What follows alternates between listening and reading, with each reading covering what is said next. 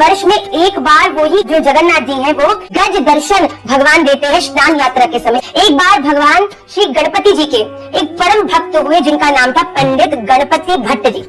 उनके गुरुदेव ने उन्हें ऐसी आज्ञा दी थी कि अपने संपूर्ण जीवन में तुम केवल गणेश जी के ही दर्शन करना।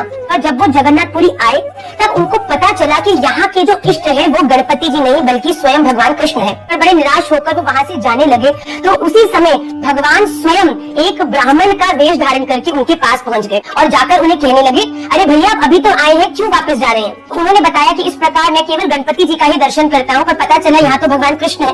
तो उन ब्राह्मण वेश में ठाकुर जी ने कन्विंस किया कि यहाँ पर जो ठाकुर विराज रहे हैं, यहाँ जो इष्ट विराज रहे हैं वो कृष्ण नहीं है बल्कि स्वयं गणपति जी ही है। भगवान की वाणी में उसको इतना विश्वास हुआ उस विप्र की वाणी में कि उसने निर्णय किया कि वो जाकर दर्शन लेगा, पर अभी भी मन में संशय था। तो ब्राह्मण बने भगवान ने कहा कि अरे इस समय स्नान यात्रा चल रही है, भगवान अपने मंदिर से बाहर आए हैं और सबको ये सौभाग्य प्राप्त है कि भगवान का स्पर्श कर सकते हैं। तो तुम एक काम ऐसा करो, मैं तुम्हारे नेत्रों पर पट्टी बांध दूंगा और तुम जाके स्वयं भगवान का स्पर्श करना।